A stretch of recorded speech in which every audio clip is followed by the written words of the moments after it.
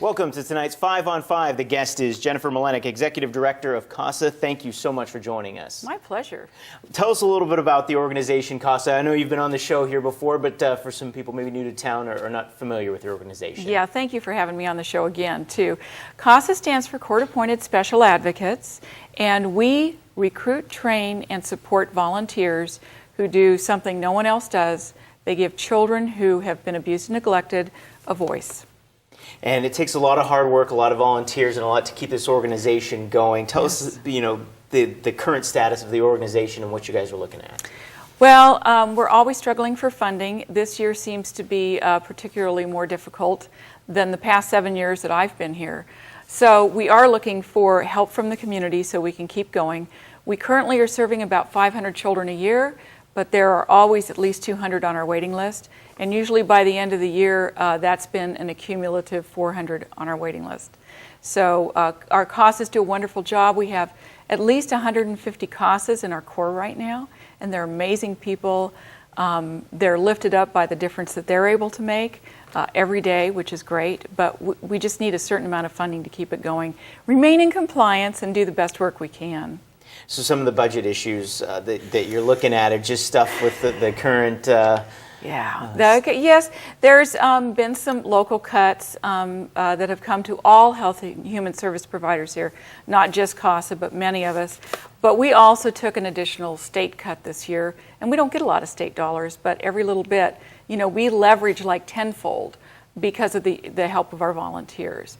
So we do a lot of fundraising, and we do a lot of donor development and relationships with donors, and we hope that people come to us because they appreciate the work that we're doing and they want to be a part of it. And maybe they can be a CASA volunteer, maybe they can't, but there's another way they can support us. And even if it's $20 a month, it's a huge difference for every child. We'll talk a little bit about the differences that it makes here in just a few moments, so stick around. We're 5 on 5 right after the break. Welcome back to the 5 on 5. The guest is Jennifer Mylenek, Executive Director of CASA. We've talked a little bit about CASA and how you help out in the community. Tell us a few stories of how this has made a difference in some children's lives. Well, the first person who comes to mind is a young woman who had a CASA for 18 years. This is very unusual. Most of our CASA cases don't last more than about 2 years. But she did find herself aging out of the system. Her CASA stayed by her side during all of those years. He truly was her strong support and her go-to person. She just recently, not long ago, graduated college. He was at her college graduation, and she has immediately became a certified foster parent, and now she's become a CASA. So we get to work with her every day in our office, and she's a strong reminder to us of, the value that her CASA made in her life. And there's many stories like that. That's just one. And one of the reasons that you're kind of looking to keep the funding to keep it going and help out even more if you can. You have some events coming up where people might be able to get involved and help out. Yes, Blackbird here in West Medford has adopted CASA this year, and they're doing their big fishing tournament, bass fishing tournament at Diamond Lake on June 22nd, and some of the proceeds will be coming to CASA. We're calling it a catch for CASA.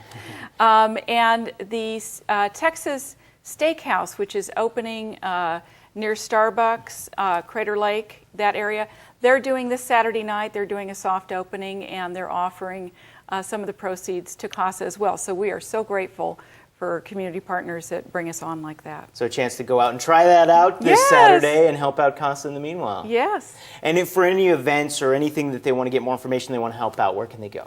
www.jacksoncountykasa.org. Let's give that out again, just so people can get a chance to write this down. Break up pens. www.jacksoncountykasa.org or 734-CASA. That's our phone number. 734-CASA. And if they want to learn more of how to become a CASA, if they just want to help out in any way, all the information's there, all the forms. It sure is, yes. And they can just kind of go through it and give out some help to those who need it. Yes. All right. Well, thank you, Jennifer, so much for stopping by. I appreciate it. Thank you. That's it for the 5 on 5. More news right after the break.